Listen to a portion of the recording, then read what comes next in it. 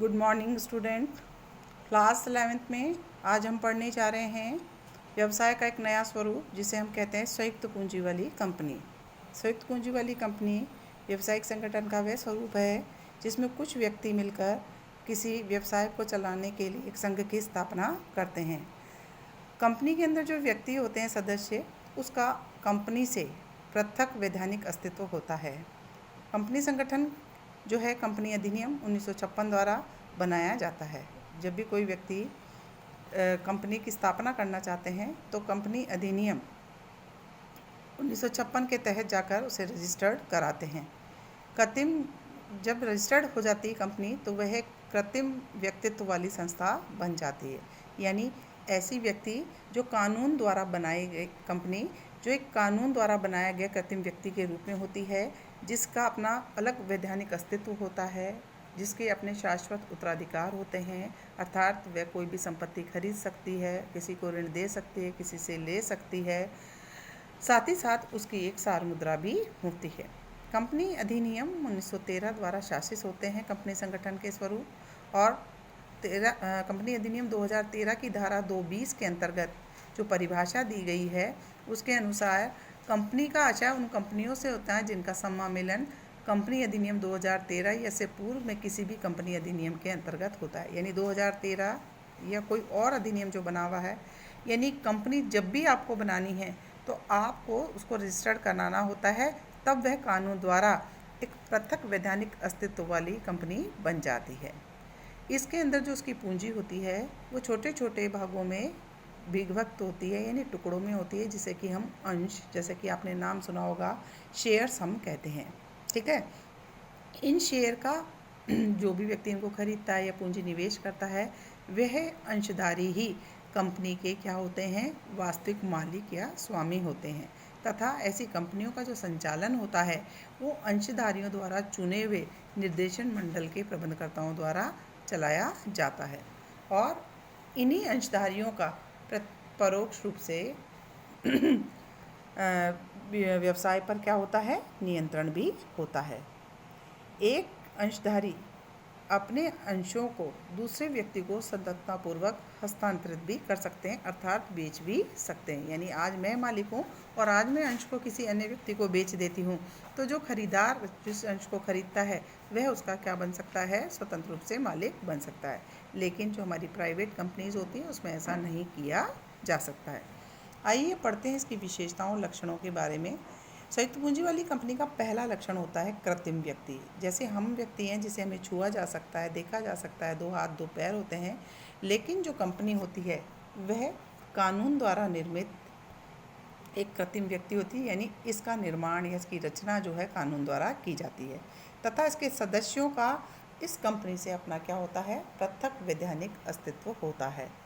एक प्राकृतिक व्यक्ति जैसे हम हैं, हम कोई भी संपत्ति खरीदते हैं, बेचते हैं, वाद विवाद कोर्ट में केस करते हैं, उसी प्रकार ये भी प्राकृतिक व्यक्ति के समान अपनी संपत्ति रख सकती है, ऋण ले सकती है, उधार दे सकती है, किसी से एग्रीमेंट कर सकती है, मुकदमा चला सकती है, कोई इस पर मुकदमा चला सकता है। लेकिन बस हम जैसे व्यक्ति जिसका हमारा भौतिक स्वरूप दिखाई देता है, खा नहीं सकते, पी नहीं सकते, बातचीत नहीं कर सकते हैं, इसीलिए इसको क्या कहा गया है, कृत्रिम व्यक्ति कहा गया। दूसरा होता है इसकी विशेषता प्रथम वैधानिक अस्तित्व। सम्मिलन से ही कंपनी अपनी अलग पहचान इसे मिल जाती है, सदस्यों से इसका पृथक वैधानिक अस्तित्व होता है, इसकी संपत्तियां और देयता उसके मालिक जो होते हैं, स्वामी होती है, उसकी देयता से पृथक होती है, अर्थात कोई भी नुकसान होने पर आप किसी भी जो कंपनी का मालिक है उसकी पर्सनल संपत्तियों से उसको लिंक नहीं कर सकते, उससे ले नहीं सकते हैं, उसका अपना पृथक वैधानिक अस्तित्व होता है। कानून व्यवसाय और उसके स्वामियों को एक नहीं मानता है, ये अलग अलग होते हैं। अब आता है इसकी स्थापना। इसकी स्थापना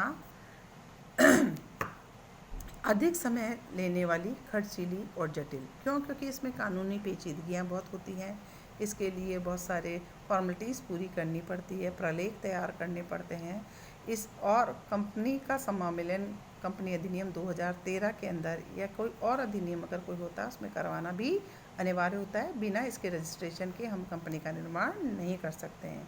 इससे पूर्व कंपनी अधिनियम 1956 या से पूर्व कंपनी अधिनियम का के अंतर्गत हुआ था, उन्हें किसी भी कंपनी की सूची में सम्मिलित किया जा सकता है। नेक्स्ट आता है शाश्वत उत्तराधिकार। कंपनी की रचना कानून द्वारा होती है और कानून द्वारा ही इसका समापन होता है। उसके अस्तित्व का अंत केवल तभी हो सकता है जब इसे कंपनी अधिनियम के प्रावधानों के द्वारा किया जाए। नेक्स्ट पॉइंट जो आता है इसका वो है कि इस पर नियंत्रण जो होता है वो निर्देशन मंडल का होता है, जो व्यवसाय को चलाते हैं, और उच्च प्रबंध अधिकारियों की नियुक्ति उसके जितने भी शेयर होल्डर्स होते हैं वो अपनी वोटिंग के द्वारा करते हैं। निर्देशकों की स्थिति अत्यधिक महत्व होती है क्योंकि कार्यों के लिए वे अंशधारियों के प्रति सीधे उत्तरदायी होते हैं। वैसे व्यवसाय को प्रतिदिन भाग लेने इन लोगों को व्यवसाय के दिन प्रतिदिन के कार्य में भाग लेने का अधिकार नहीं होता है। जो अंशधारी होते हैं, जो मालिक हैं, पर ये दिन प्रतिदिन के कार्यों में भाग नहीं ले सकते, सिर्फ अपने लिए निर्देशन मंडल के प्रतिनिधियों को चुन सकते हैं अपनी वोटिंग के द्वारा और अपना नियंत्रण रख सकते हैं, लेकिन रोज़ की कार्रवाई में ये पार्टिसिपेट नहीं करते हैं। तो अगला पॉइंट आता है दायित्व।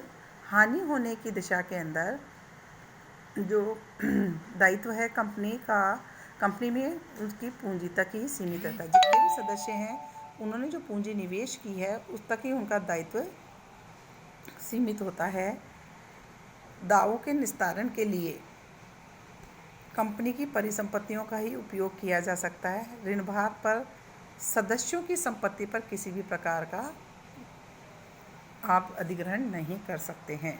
उदाहरण के लिए कि अक्षय कंपनी में मान लीजिए अंशधारी, उसने 10-10 रुपये के 2000 अंश ले रखे हैं, जो कि 7 रुपये से उसने भुगतान कर दिया है, तो कंपनी को हानि होती है तो उसकी देनदारी 6000 रुपये की होगी, क्योंकि 2000 अंशों को 3 रुपये प्रति वर्ष से अदत्त राशि है।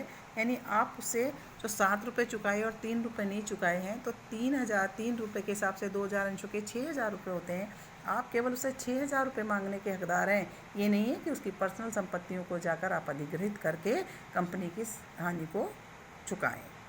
सार मुद्रा, चूँकि कंपनी कृत्रिम व्यक्ति होने के कारण अपने नाम और हस्ताक्षर नहीं कर सकती है, इसलिए एक सार मुद्रा यानी स्टाम्प का क्या करती है, प्रयोग करती है।